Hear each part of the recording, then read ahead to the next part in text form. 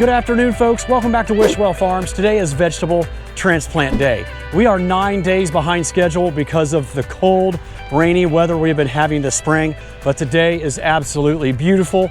It's warm and sunny, and these plants are busting at the seams and ready for their new home out here on these raised beds with plastic mulch and drip irrigation.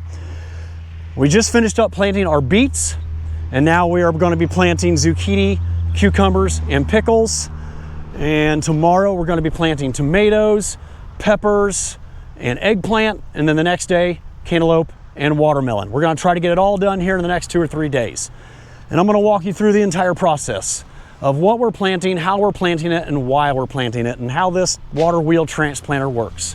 Thanks for joining me today. Let's get planting. Well, we're just getting started on row 1 of zucchini. The variety we are putting in is Spineless Perfection, so it doesn't have any spines or barbs on the stems of the zucchini. It doesn't cut your hands and your arms all up. We really like this variety. We've been planting it for many years. We're going to do 3 rows of zucchini, a row of pickles, a row of yellow squash, and then 3 rows of cucumbers.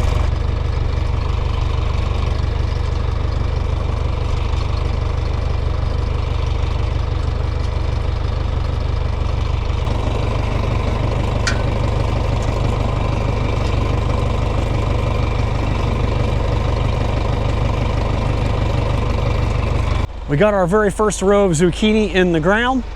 2 more to go. The plants are getting rather large and in charge because they should have been planted nearly 10 days ago. They've probably doubled in size in the last 10 days. This is a water wheel transplanter.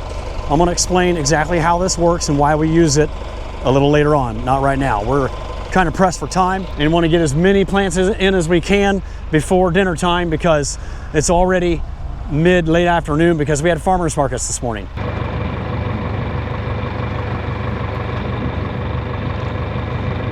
We have our 3 rows of zucchini finished up. We just put in our yellow squash. And if you're curious about our spacing, we do single plants 1.5 feet apart. We do that for zucchini, yellow squash, and for the cucumbers and pickles. In the past, for probably 20 years, we would give them 2-foot spacing. But that was when we put 2 seeds in each cell. Now we do 1. Except on cucumbers, we still do 2 seeds per cell. All right, we have our pickles all loaded up, and they are Eureka and Carolina. And the yellow squash we just planted was Blonde Beauty. Next will be cucumbers, Bristol, Brickyard, and Raceway.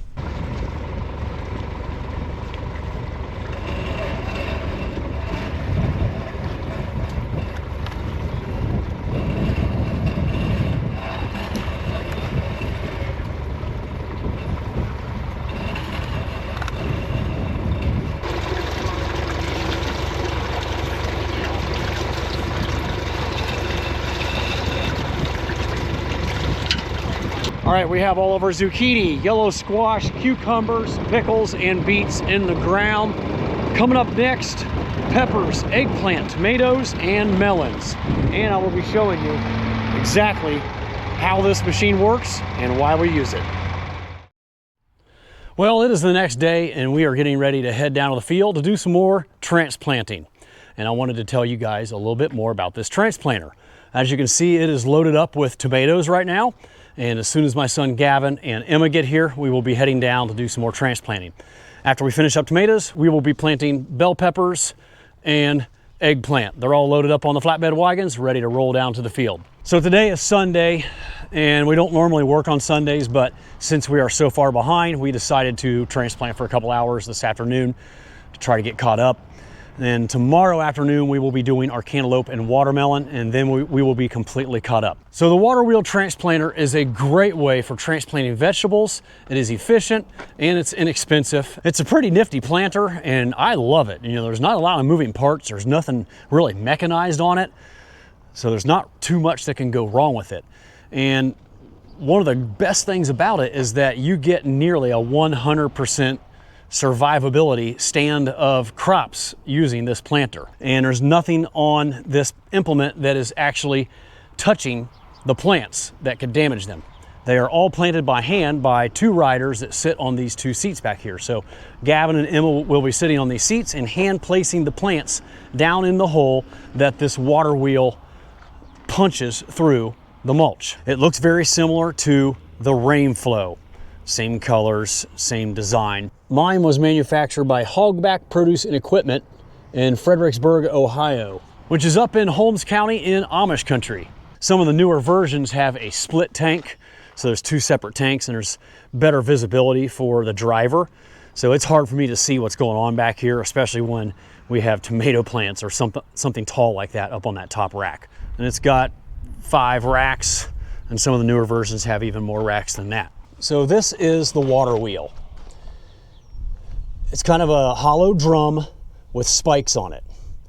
Water enters in through that PVC pipe that is coming from the tank above, where it holds 150 gallons of water and some starter fertilizer that I put in there. It shoots into the wheel, and then as these spikes roll across the top of the bed through the mulch, there's a hole there underneath the spike. It releases a cup or 2 of water into the hole, making kind of a mud puddle slurry that makes it really easy to jam your plant down into the hole. And having that moisture down there will also help this plant take off quickly and not dry out and wilt. Sometimes if you layer plastic at the right time, by the way, I keep saying plastic, it's actually not plastic. It's a biodegradable film that is cornstarch based.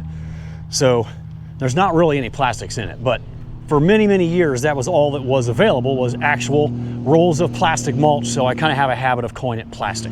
So if you hear me say plastic mulch, I'm referring to biodegradable films, which is what we use primarily now. So this wheel will roll across the top of the bed and poke a hole every 2.5 feet. So this wheel has a spacing of 30 inches between spikes. So it's a 2.5 foot spacing. That's what we like to use for tomatoes. So as the machine drives down the row, the holes will go by the 2 that are sitting back here, and they will push this plant down into the hole through the mulch.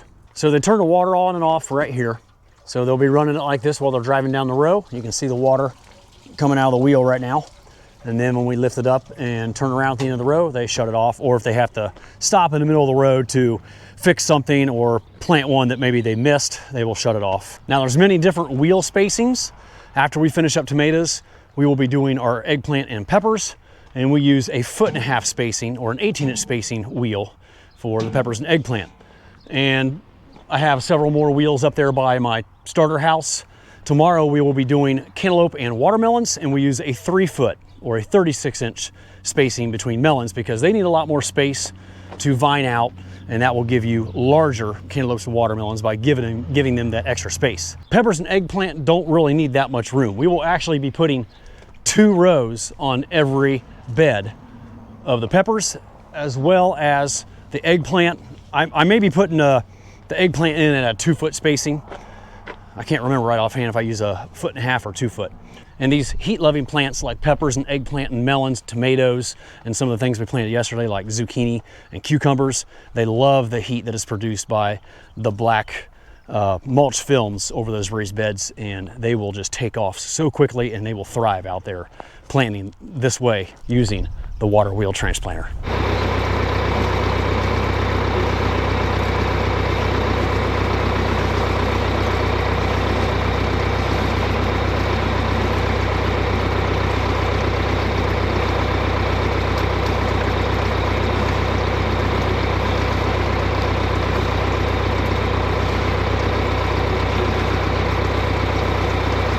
Ten varieties of tomatoes, and I will keep you updated throughout the season on how they all do and which ones I like the best and which ones I don't like. We just finished up planting the tomatoes, and now we are on eggplant. And I wanted to show you down inside the hole what it looks like where we stick the plant. So as you can see, the water wheel punches this nice little square, about a 2-inch in diameter hole, and the root ball is completely sealed up. You know, it shot that cup of water down in there as it punched the hole and created like a little muddy slurry. You jam the plant root ball down in there, and then it completely seals up around it. You can just barely see the top of the root ball on that one. The soil's a little chunky here.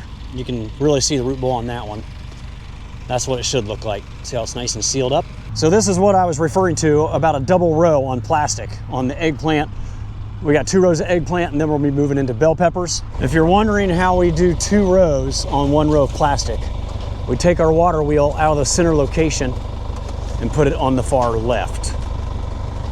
And then we use a piece of PVC extension pipe here to get the water to make it to the wheel.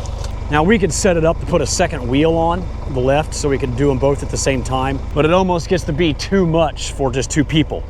And the way you can overcome that is they also offer a second seat behind each of these. So 4 people can ride on the transplanter. And then that way you'd easily be able to do 2 rows at a time. So we're just set up to do 1 row, works out just fine.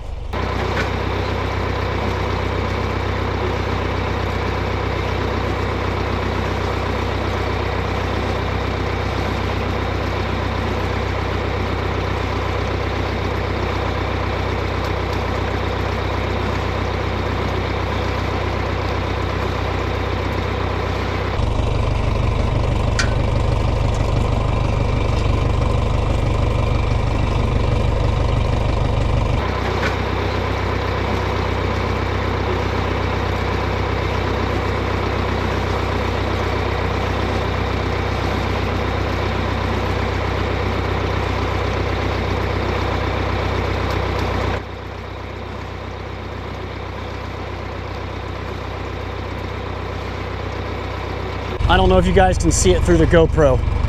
Right there, the Goodyear blimp. Just missed going over our farm. Well, actually, it probably did go over our farm back here. Looks like it's heading up towards Cleveland. All right, this entire field is completely transplanted. All of our zucchini, cucumbers, pickles, yellow squash, eggplant, peppers, and tomatoes are all in the ground. Feels really good to have this field finished up. Tomorrow, which will be the next video, we will be transplanting cantaloupe and seedless and seeded watermelon. So be on the lookout for that coming up next. I am so glad these are in the ground, even though it's 10 days late. They probably would not have done much if they were planted on time. They just would have been sitting out here freezing because it has been miserably cold, windy, cloudy, and rainy. But we have a warming trend coming, so these things should take off and flourish fairly quickly. It is Sunday afternoon at 4 p.m. I have not enjoyed any Memorial Day festivities or relaxation whatsoever, so that is what I'm heading off to do now. I don't typically work on Sundays, but when you're 10 days behind schedule, you do what you have to do. Folks, this is where we're going to wrap this one up. As always, thank you so much for watching. I really appreciate it. Don't forget to like and subscribe if you enjoyed the content, and I will see you all again next time down on the farm.